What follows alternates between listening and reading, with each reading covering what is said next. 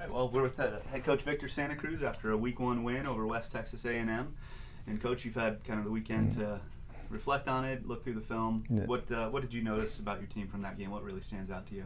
Well, first off, happy Labor Day to you there, Joe, and everybody out there. So, and I realize I've not had a Labor Day off since 1995. That's the college football, high school football.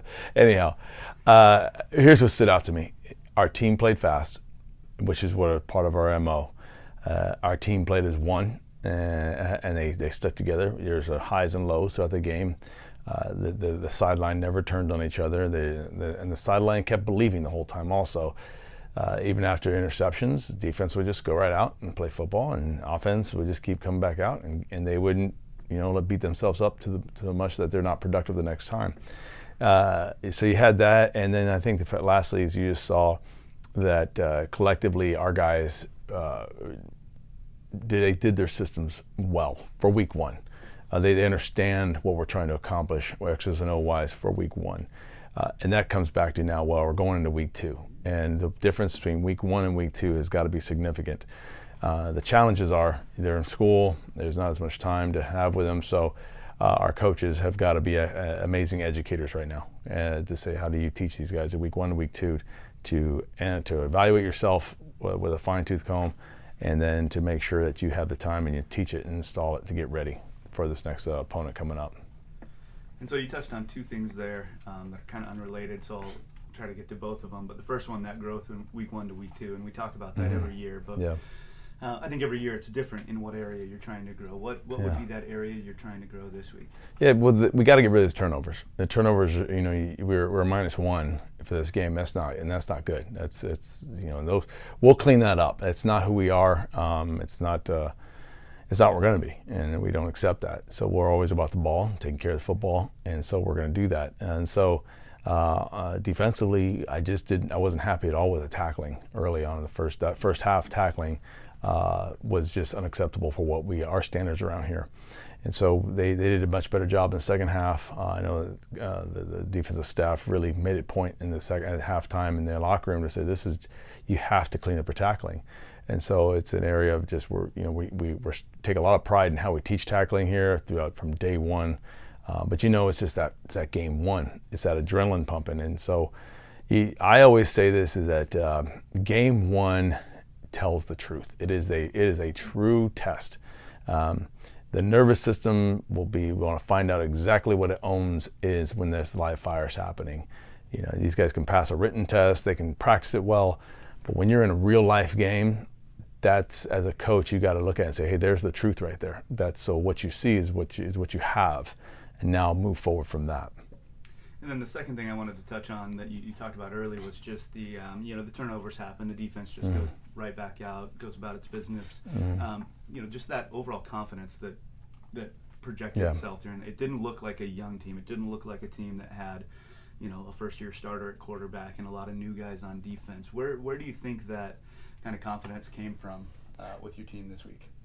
Well, I appreciate that, and I'm really proud of how they did respond that way. And I think it comes from just how we coach here, how we install, the culture we build, the coaches, and how they're training their players in all their individual meetings, and just how we reframe it and how we educate our players here.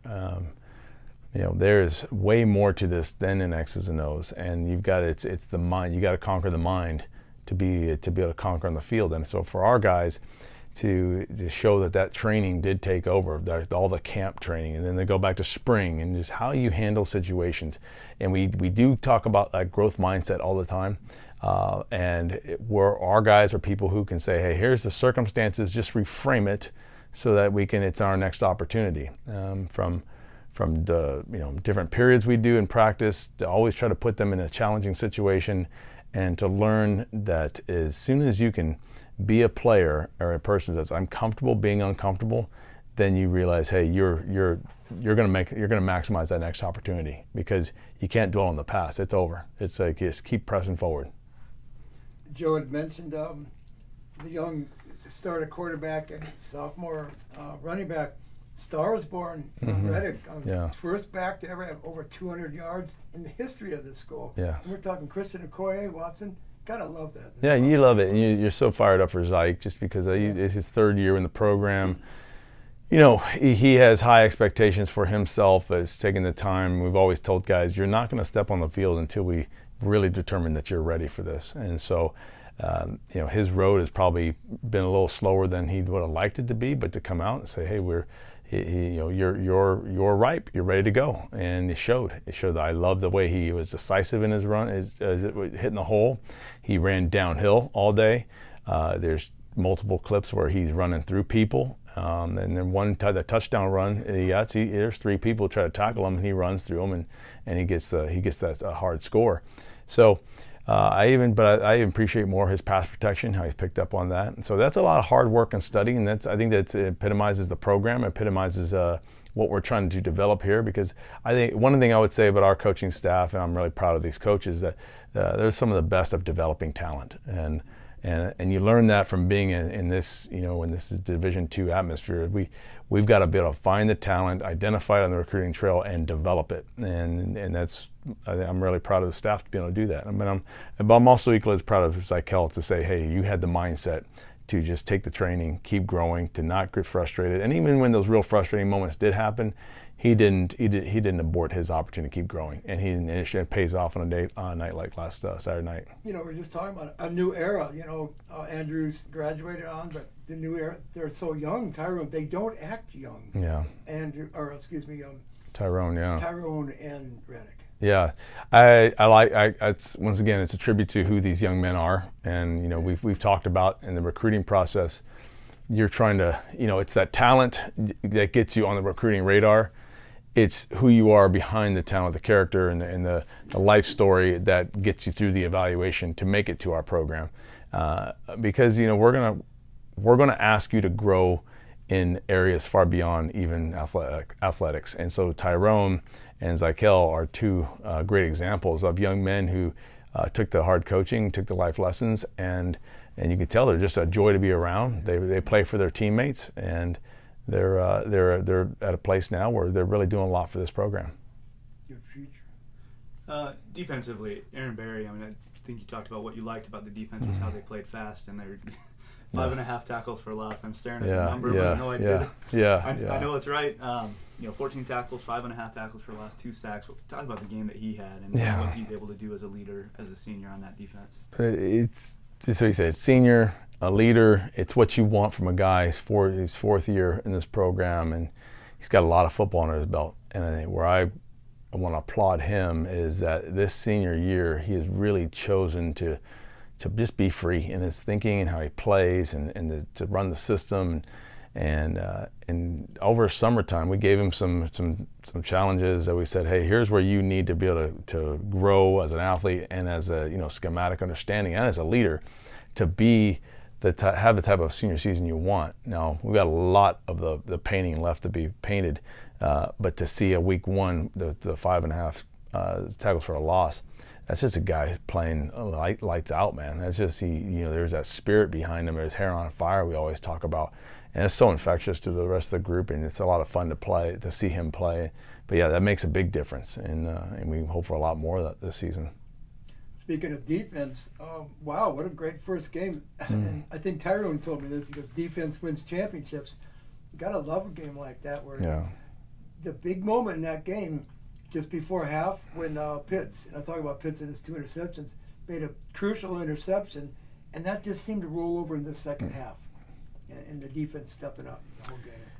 Yeah, you know, all the secondaries, all brand new starters, and so that was really good to see them bow up like that, and to see this, to see the way that they you know, Lee, even in that play, is stuck with his training and let the training take over. We always have a saying in our program here is, hey, you're either trained or untrained, and you know, if you got to know that when it's on the line, your training's going to take over, and be confident in that moment. So that confidence started showing through the way they played, the way they stuck with their gaps, the way they were at a point where they just continued to run fast and just go and just go for it. And I think once again, you know, I can't give, you know, there's a lot of credit to give out, and one to the players, to trusting the coaches, one to the coaches of how they really poured into the players, and then just how they rolled it out to where they're playing free, and you saw that that training took them to a place of that unconscious competence where they're just they're able to make those plays that you want to see them make instead of just thinking about how to make it. Yeah, it's the excitement you saw. I mean, every player is excited when they do something, but to me, it just seemed like the excitement was over the top. Yeah, it's a lot of fun. Interceptions, the high fives. Yeah.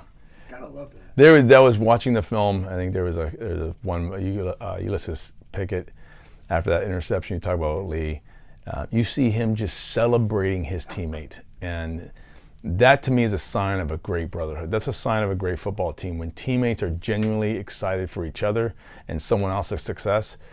You can do a lot with that. Yeah. I've seen some programs, I've seen some teams where, a teammate makes a great play and they won't, because it wasn't them making the play, they just don't get excited for that. Our guys love each other and they understand that, this is the ultimate team game. And when your teammate does something well, just be genuinely excited for it. And it's organic for them. And that's where it makes a lot of fun coaching these guys. Yeah. Then as we look ahead to Simon Fraser, they got a win under their belt in week 1. Yeah. New coach for them. What do you expect to see out of them? How do you hope to see your team respond for the Simon Fraser game? Well, they're a much better coach team, and then you see that. You see that they've got a real plan. You see that their athletes are making plays. They didn't have just a win, but they had a dominating win. So, it's good for our league. It's good for Simon Fraser. So we know we got a challenge. We know that they're going to have their tricks and things that they want to do. So I think I said it comes back to what's your focus between week 1 and week 2, and we're hungrier than ever to get this thing to a level that is just stellar, and so that's our next opponent. So we're coming after this with everything, and so we're at home again, which is, I think in my tenure here, going as my 13-year head coach, I can't remember ever having 2 back-to-back home games to open the season. Now, I'm sure maybe we did, and I'm just missigning my age. I have no idea, but I can't remember it. But that's an interesting one to look up. So we're at home, and they're coming.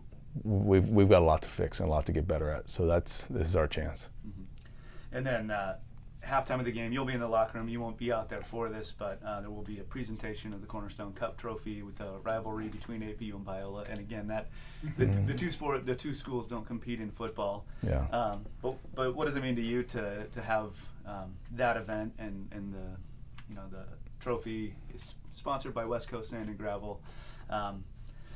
So they'll be on hand to present the trophy publicly to the department. What is the significance of that for the athletic department, for the football program being a part of athletics in the university? Yeah, well, if they want to start football, we can settle it that way. I'll be happy for that. I'm just proud of our school. I'm proud of the collective excellence that Gary Pine leads this department with. And, this department does so much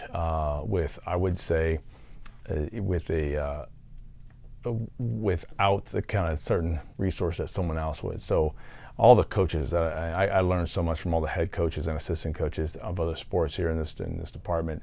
And so I'm really proud to be a part of something like this. And so I think it's just what Gary's done in the same way I was talking about earlier with our team, how people are genuinely excited for the other teammates' success. I'm genuinely excited that, even though football had no part in that corner, that means a lot to us because, if it's a chance to win and compete, we want to do that. We want to be the best at everything it is because we're trying to teach our players and all of our sports to say, hey, you have to learn the process of winning because that's what you're going to be required to do when you go in the workforce, when you're going to require to do with your families. And so what this does, this Cornerstone Cup victory, just demonstrates that this is the type of excellence that's not only just on this football team, but it's the whole athletic department. And I really appreciate Gary's leadership for creating that kind of culture. Just one last thing is, last year you started out with the number 8 ranking. Everything was on you guys, and it evolved as it did. This year, kind of under the radar a little bit. Mm-hmm. You like it that way, even though you want to be at the top. It's different. Yeah, it's different. In the national scene. It's different. I want us to be very comfortable being ranked in the top 5 all the time because our goals are to be a perennial powerhouse, and I think that was last year. You learned how to grow through it, and that was part of our off-season discussions. Is that the rankings, that's just sugar on top of everything. And ultimately you want to be ranked number 1 at the last ranking of the season. That's the goal. So it's not like we don't have that pressure on us. We put more pressure on ourselves than anyone else can ever put pressure on. I think, and our pressure is not necessarily driving from the negative. The pressure is that whole win today attitude that we talk about all here. It's like, I'm not going to get to this day back. This is it. 2018, September 3rd. It's my one time in my whole life, and it's never coming again. So I've got, from being up early this morning, my feet hit the ground. It's like I realize I got to give everything I can to this one day. It's it. I don't get it back, and I don't know what the future is. How many more do I have? So I think a lot of us can look back and say we're meandering through some opportunities. So here, our football program is saying, man, we got to get after every single day, because that really is the essence of life, and it's a gift of life. So